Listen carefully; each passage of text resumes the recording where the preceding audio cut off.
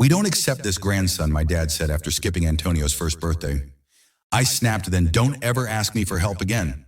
So I cut off their heat, took back the car, and froze every dollar they had.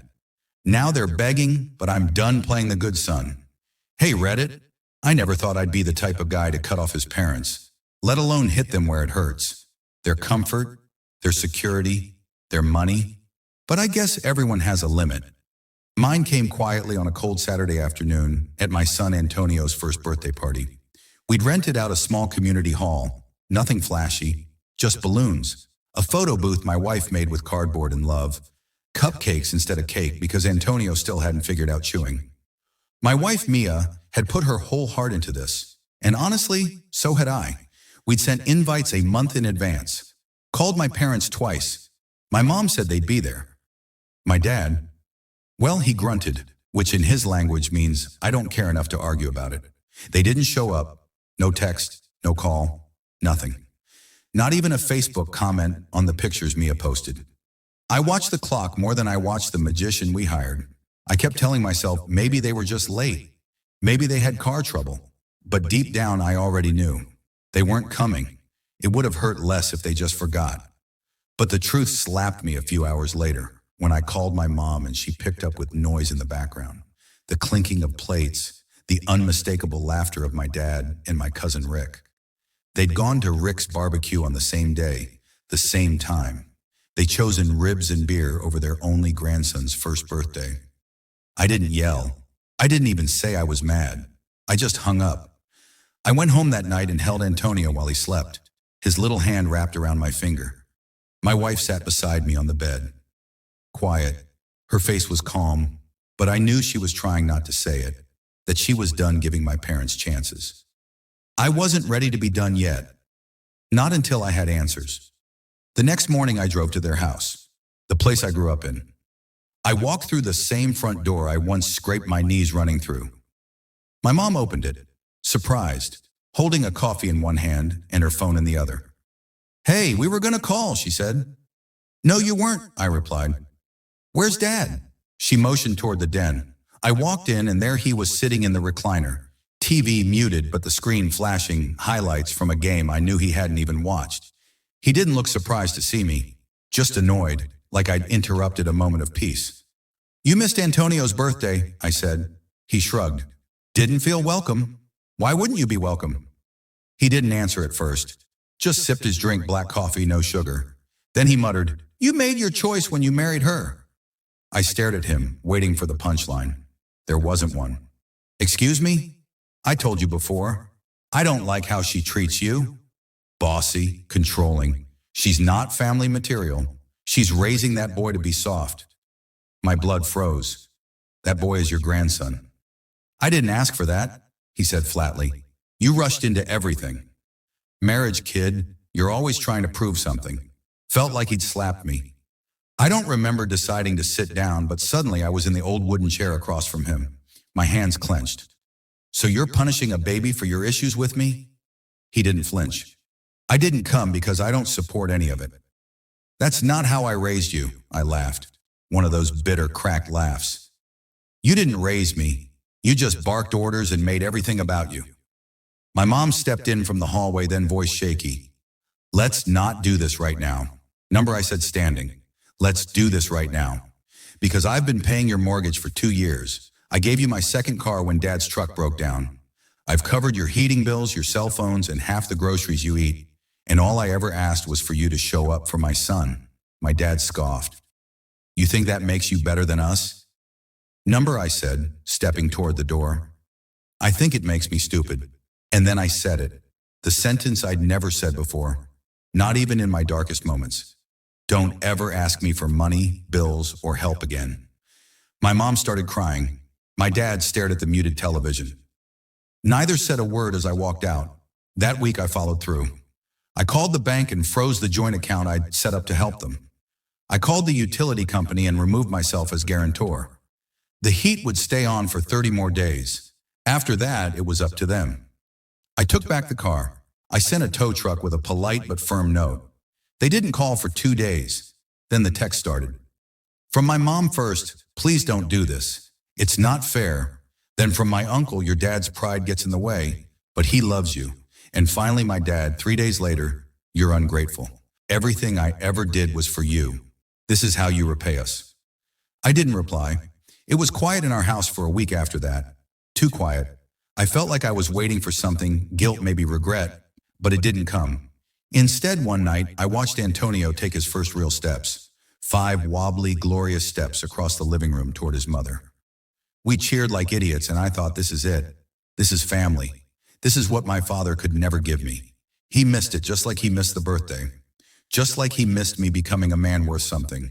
And I was done pretending that was my fault. The next week was quiet on the surface. But silence in families like mine doesn't mean peace. It means build up. It means tension rising under the floorboards behind every text that isn't sent. Every call that isn't made started small. My mom texted again. Can we please talk? Just the two of us? I didn't answer right away. I showed the message to Mia, half expecting her to say, don't even think about it. But instead she just said, you're the one who has to live with whatever comes next. So I replied, tomorrow, noon, at the coffee shop. She was already there when I arrived. Hoodie pulled over her hair like she was trying to shrink into the seat. Her coffee sat untouched. I could tell she'd been crying, and I hated that part of me still softened at that. I didn't want it to come to this. She said, neither did I. She looked up, and there was real hurt in her face. He's your dad. You think this is easy for me watching you cut off everything? I leaned forward. You watched him reject your grandson. I know, she paused, but he's not going to apologize. I blinked. Then why am I here? She took a shaky breath. Because I am. I didn't say anything. Not at first, she went on. I didn't say it at the party because I didn't want to upset you. But your father, he's been holding a grudge. Not just about Mia, about the money, about you being in a better place than he ever got to. So this is about ego. She looked up sharply. It's about a man who gave everything to his job and then watched his son become successful without needing any of the things he taught. I sat back. He doesn't need to like my success, but he doesn't get to punish my son for it. She reached across the table and gripped my hand lightly, like she wasn't sure if she had the right anymore. Please don't freeze us out. He's angry, but he's still your dad, and I'm still your mom. Her voice cracked then, and I almost folded, but something in me held steady. Not out of spite, just clarity. I didn't freeze you out, Mom. He did, the day he decided Antonio didn't count. She wiped her eyes, nodded once, and stood. Just don't do anything final, please. But I already had, and things were about to get even more real. 3 days later, my dad showed up at my door. Not called, not texted, just showed up. Mia answered and nearly slammed it shut again. I need to talk to my son, he said. She looked back at me and I nodded. It's fine. He walked in like he still owned the place. I didn't offer him a seat. He didn't ask for one. We just stood there in the living room a few feet apart while Antonio babbled in his playpen, oblivious. You happy now? He asked. Depends. You here to fix it or just to blame me? He looked at Antonio, then away. You embarrassed us. You shamed yourself. I shot back. All I did was stop paying for it. He stepped closer. You think money makes you right? Number, I said, but cutting it off sure made you honest. That landed. I saw it in the way his jaw tightened. Your mom's cold, he muttered. She should have married someone warmer. He flinched. For a moment I thought he'd blow up, raise his voice, bark some line about respect like he always used to. But instead he sat down on the floor right next to Antonio. Hey, kid, he said quietly. Antonio stared at him for a second, then smiled wide and curious, like babies do when they see a new face. I didn't know how to be a grandfather, he said to no one in particular. Didn't know how to be a dad either. He wasn't crying, but his voice cracked just enough to make my throat close up. I thought if I kept distance, I'd stay in control. But the more I stayed away, the less control I had until there was nothing left. I didn't sit. I didn't speak. I was wrong. He finally said, it wasn't dramatic. It wasn't even emotional, but it was real. I don't want your money, he added. I don't want your help. I just don't want to be frozen out anymore. I looked at my son, who was now gripping one of my dad's fingers with both hands like he discovered a new toy. Then I looked at the man who'd never said sorry before. Not to me. Not once. You hurt me. I said, I know. You hurt Mia. I know. And you hurt him before he even had a chance to know you. He nodded. I'll spend the rest of my life trying to fix that if you let me. I didn't answer right away. I walked over to Antonio, lifted him into my arms and held him between us. You want to be in his life? I asked. I do. Then you come to him every time. No expectations, no judgments, no pride. My dad nodded slowly. Deal. It wasn't fixed. Not completely. But it was real. And maybe that was enough. You'd think that once someone apologizes, especially someone like my dad, things would begin to heal. That the ice would melt and family would feel like family again. But the truth is, apologies don't erase damage. They just give you a choice. Rebuild or walk away. First, I chose to rebuild. He started coming over every Sunday.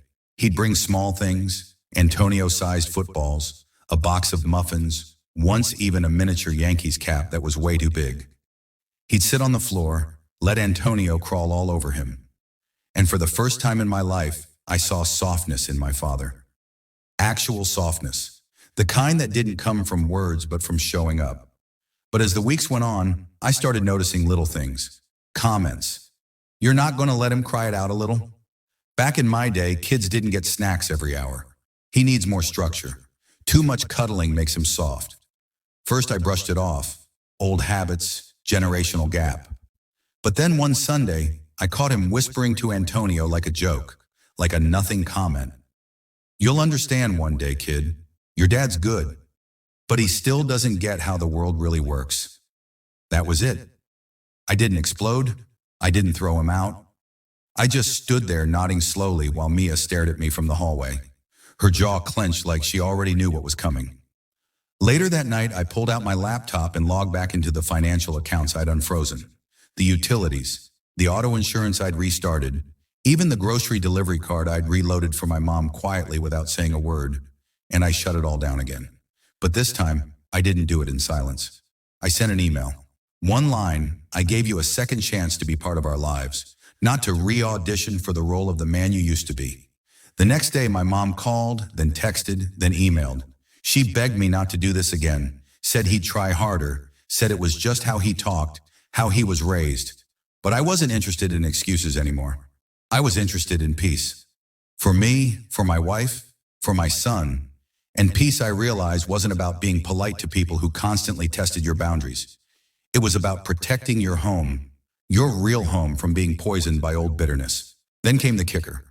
2 weeks after I cut everything off for good, I got a message from my cousin Rick, the same cousin whose barbecue they'd chosen over Antonio's birthday. You made your point, but this is getting cruel, man.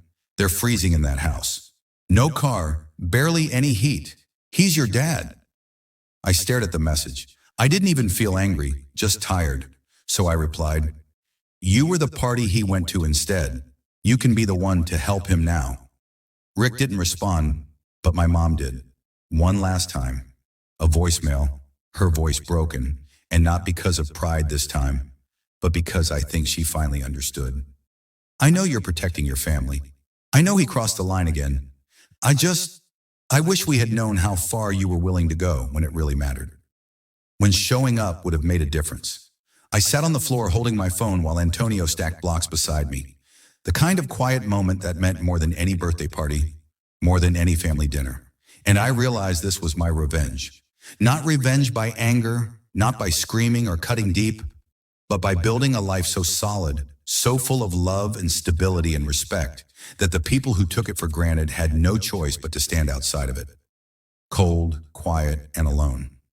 I didn't slam the door on them, but I did close it. And this time I locked it from the inside, and that's where it ends. Sometimes cutting someone off isn't about revenge, it's about peace, about protecting what you built, even if it means walking away from where you came from. Let me know in the comments. Was the ending too harsh or long overdue?